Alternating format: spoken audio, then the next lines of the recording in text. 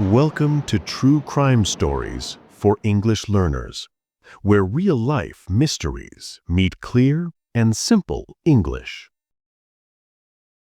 Frank Abagnale Jr. Catch Me If You Can. It was the early 1960s in the United States. A teenage boy sat alone in a small room. He was only 16 years old. His parents had recently divorced. His life felt unstable and confusing. The boy's name was Frank Abagnale Jr. Soon he would become one of the most famous con artists in history.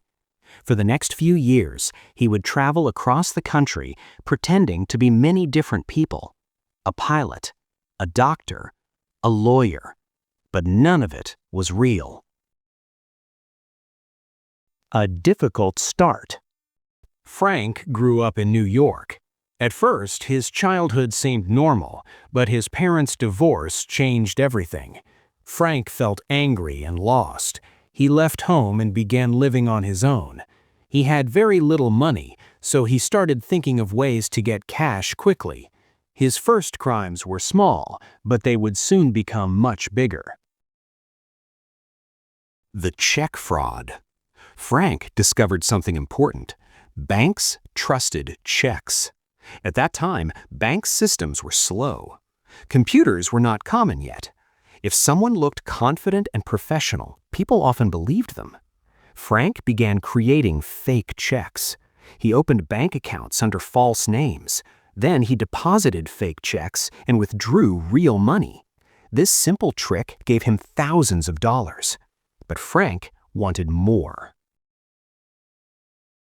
Becoming a pilot. Frank noticed something interesting.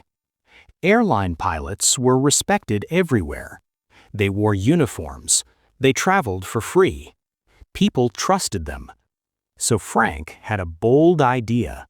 He pretended to be a Pan Am airline pilot. He created a fake ID and a pilot uniform. When airline staff saw him, they believed him. Because of this, Frank could fly on airplanes for free. This system was called deadheading. It allowed pilots to travel as passengers on other flights. Frank used this trick to travel across the world. Living the life. For several years, Frank lived an incredible life. He visited Europe, South America, and many cities in the United States. He stayed in expensive hotels. He met airline staff and passengers. Everyone believed he was a real pilot. At the same time, he continued writing fake checks. Some estimates say he cashed millions of dollars in fraudulent checks, and he was still very young. More false identities. Frank did not stop with the pilot disguise. He also pretended to be a doctor. For a short time, he worked in a hospital in Georgia. He supervised medical interns. Luckily, he avoided dangerous situations. When he felt things were becoming risky, he left. Later, he even pretended to be a lawyer. He studied law books for a short time and passed a law exam in Louisiana. Again, people believed him. Frank's confidence made his lies seem real. The FBI takes notice. But eventually, the law caught up with him. Banks began reporting suspicious checks. Authorities started investigating. Soon, the FBI realized many of the fake checks were connected to the same person. One agent became especially interested in the case. His name was Joseph Shea. Shea began chasing Frank across the country. It became a long game of cat and mouse. The capture. Frank managed to avoid arrest for several years, but in 1969 his luck finally ended. He was arrested in France. Authorities had been watching him carefully. He was sent to prison in France.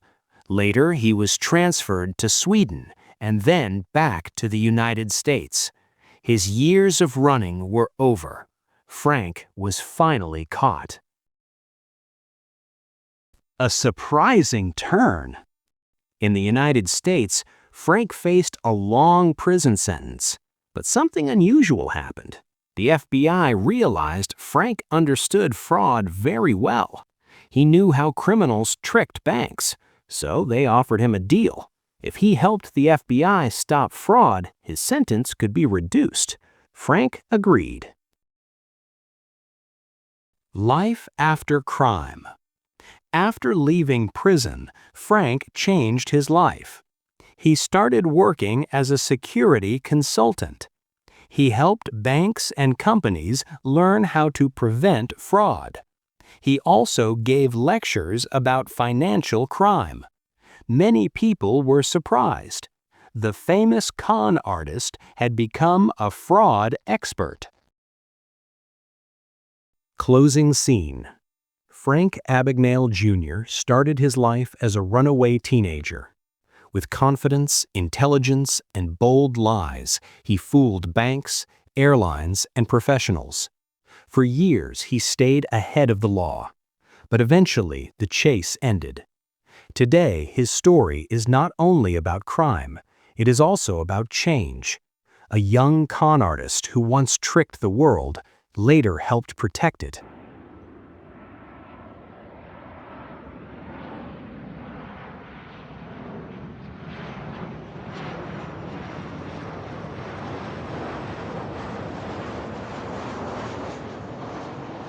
Another dark chapter closed, but the mystery of human nature continues. Thanks for listening to True Crime Stories for English Learners.